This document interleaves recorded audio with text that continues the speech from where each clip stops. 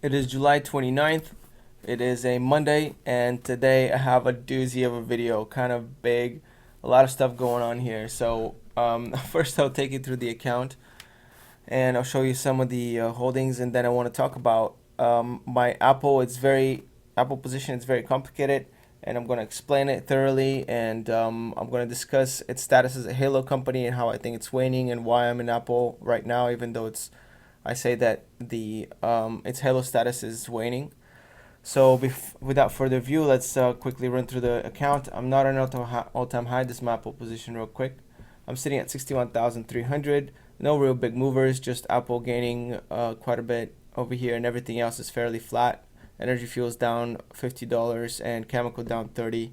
So that's kind of hitting me a little bit, but no big deal. All right, so I have a ton of options on chemical, by the way. I have 400 shares, but I have $4,800 worth of collateral. 300 of those shares are also collateral. So after all is said and done, if all the options trigger or expire, I'll have like only 100 shares left. Okay, so that's enough about that. Oh, good thing I'm beating the market a little bit. It looks like SH is up. That means the market's down. Okay, so my Apple position here. So Apple, first of all, I made a video about Halo company, so if you want to check that out, you can, but I'm going to just briefly go over it right here. So a Halo company, in my opinion, is a company that has a Halo, that has a premium. It's almost like a religious following that has a fan base, or it's well known, or it's people have strong opinion of it one way or the other. So usually they have a well-known head at the head of the company, or the CEO. Sometimes, so for example, Elon Musk with Tesla, right? Or Bill Gates used to be with Microsoft, but now Microsoft is just a regular company. Its status as a Halo company is also waned. And JP Morgan with Jamie Dimon, okay, Amazon with Bezos. So all these companies that have famous, well-known public kind of figures that people talk about have that halo effect. And the halo effect is I look at it as a premium in the price as well as a put. So what does that mean? It means that if the price falls to a certain level, if it has money troubles, the fan base will step in and really bail them out by purchasing a ton of their stock. So basically, the stockholders are real believers of the company and are in there for the long run. Basically, they're hodlers. Okay, so Hella Company is a company with hodlers. All right, so I'm the Apple stock. I think it's ever since Steve Jobs passed away, it's kind of started to lose its halo um, status a little bit, and that's actually more of a reason for me to start investing in it because now it's no longer, I know that it's up there not because of its halo status, but because of its financials, because of its profitability, because of its operations. So people are investing in it for the growth, for the dividends, right? For the valuation, for their cash. For people started to look at it a lot more um, critically, right? With a critical eye. I mean, we had in December, we had people come out on the pub on the news. Kevin O'Leary, right, saying, "Oh, it will take a lot for me to get right back in Apple. I'm selling all my shares here," at the top there when he sold them before the December drop. So you have all these people that are kind of negative and they're really harsh on the company, and then and it's losing its halo effect. So I kind of like to buy companies like that because I know that if they lose their halo effect, that valuation is not just going to go away. So think about this, right? So if Tesla lost Elon Musk today, all right, let's say he went to a different company, retired, whatever, he's no longer be the head of Tesla, Elon Musk. What's going to happen to the shares, right? I mean, the vision is gone. The person that's pushing everything is gone. The visionary, the famous person tweeting out and everything else, the inspiration for the company is basically gone. It's just left with like a regular electric car company. I mean, plenty of car makers make electric cars now, right? I just saw an ad on the Nissan Leaf, which is apparently the most sold electric car out there. I don't know if it's true. They're just, it's just a commercial, so it's probably not. I'm sure Tesla is, but many car companies are making electric cars, and they're just as good, practical, maybe cheaper, maybe not cooler, maybe not better, but certainly in there entering the market. And these companies have their valuations that are way, way, way below Tesla. So if that halo effect goes away, I mean, we could be looking at like, 10, 15, 20 times X the shares, right? 1/20th of the share it could become the valuation, the price. So I'm not a big fan of halo companies because it's very volatile. There's a really big, as long as the company's got that following behind it, you never want to bet against. I mean, I never want to bet against it. You guys can do whatever you want. Obviously, you're responsibility. You're responsible with your own money. But personally, I would never do it. I don't want to bet against halo companies. So anyway, that's enough of that. Let me explain this complicated Apple position that I have right now. All right. So this is Apple. Over here it says that I have $26,409.60 worth of Apple stock. Right, it cost me this much, 20,000 to purchase, days return, total return almost $6,000. These figures are kind of obviously deceiving. Shares 126, and you'll see why in a little bit, and portfolio diversity, etc. Now these are my options, right? So my options can be described. 2/3 of my options can be described as what's called a somewhat or semi-covered short straddle. All right, so what a straddle means is that you either buy two opposing options at the exact same date at the exact same strike price, or you sell two opposing options at the exact exact same date, expiration date, and exact same strike price. Okay, so I'll show you how to set it up, right? So if I wanted to do a straddle, I would do, let's say, pick a date, expiring August 2nd, whatever, it's fine. So at the money, I would do this. I would either buy a call, so I would buy this, and I would buy a put, right? I would buy this, and then I would execute the trade. So what that means is that since I bought both of them, what I'm betting on is basically the stock having a huge move, higher than the premium suggests. So if, for example, if the stock goes up like $50, I'll gain so much on my call that the premium I paid for my put won't really matter. So this is called a long straddle. All right, long straddle. Or for example, if the share goes down $50 to 150, then I'll have made so much money on my put that losing the premium on the call doesn't even matter, so I collect all that profit.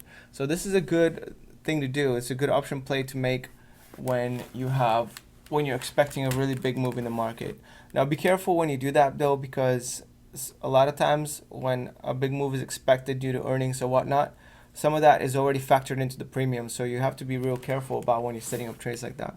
Now that's called a long straddle. All right. Now a short straddle is if you let's exit out of that.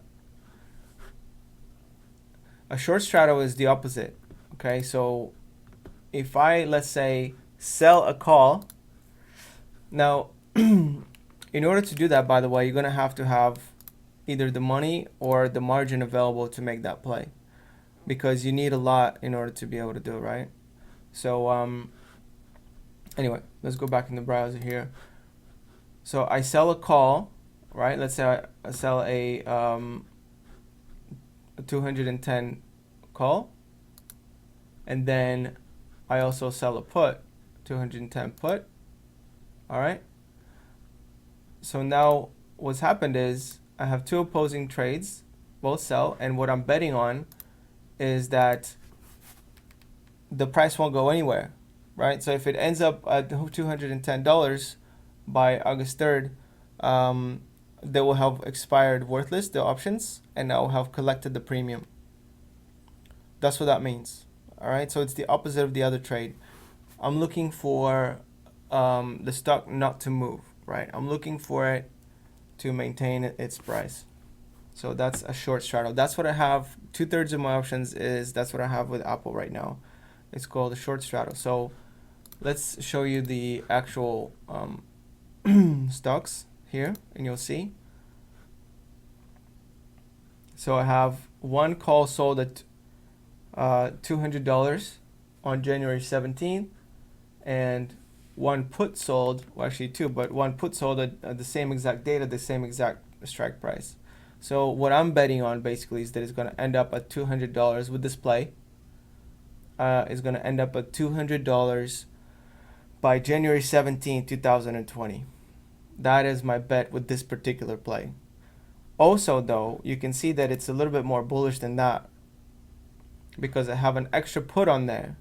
So what that means is that if the price of Apple is above $200 on January 17th, that will be, this option will expire worthless, and I will have collected the premium clear, right?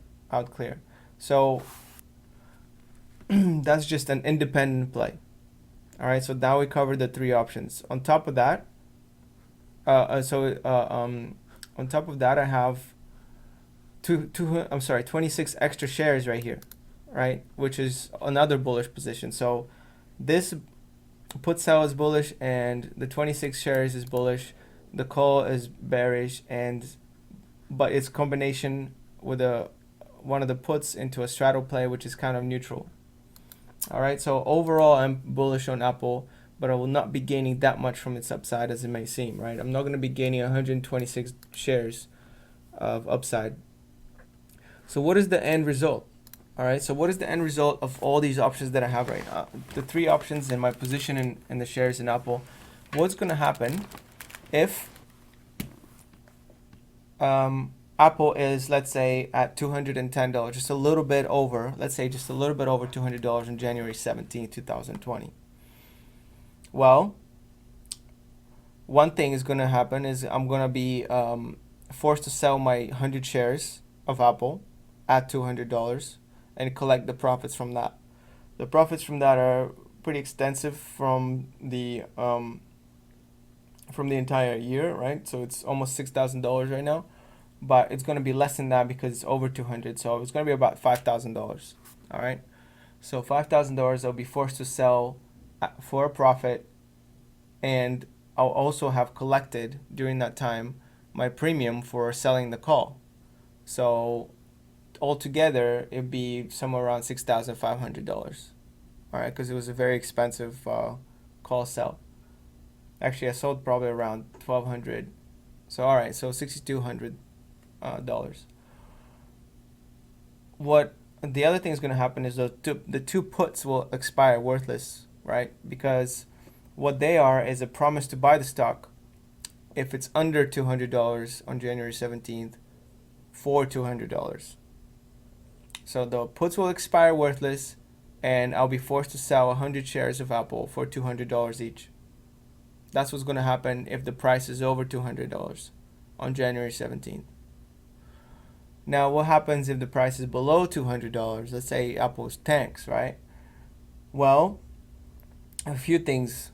Number one, my call that I have sold against my 100 shares will expire worthless, so I will have collected that $1,200 worth of premium, and then I will be forced to purchase 200 shares of Apple at $200 each, no matter what the price is of Apple at that time.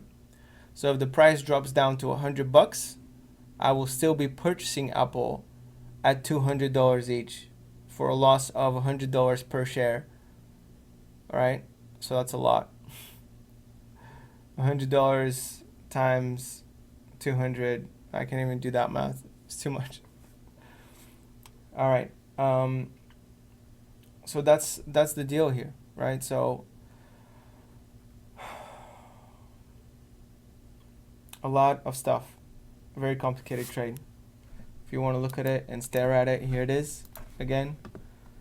All right, these are the valuations. This is what the call is valued at right now. So as Apple keeps going up in value, this call was going to keep increasing in value to match that increase of the stock, right? So it could go very, very high.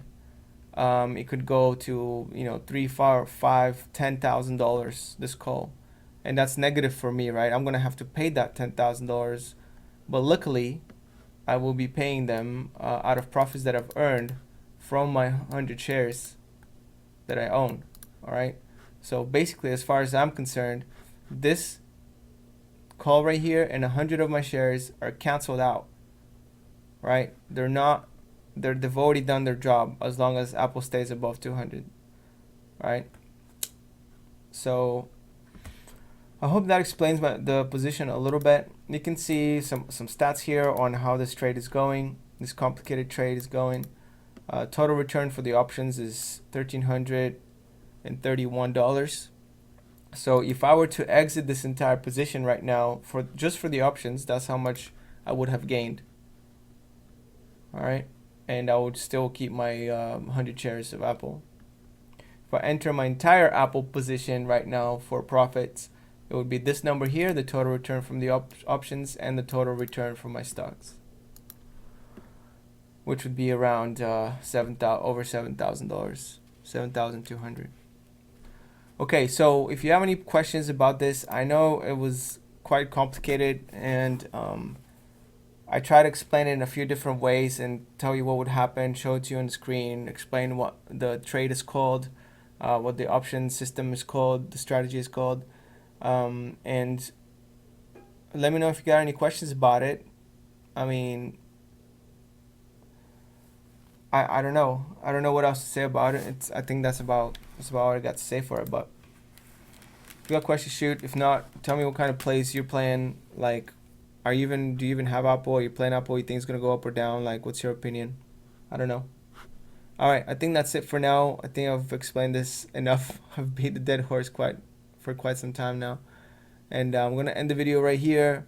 Good luck, y'all. I'll probably make another video tomorrow night. Hopefully, we'll see if anything interesting happens in the market, and I'll holler. All right, peace out.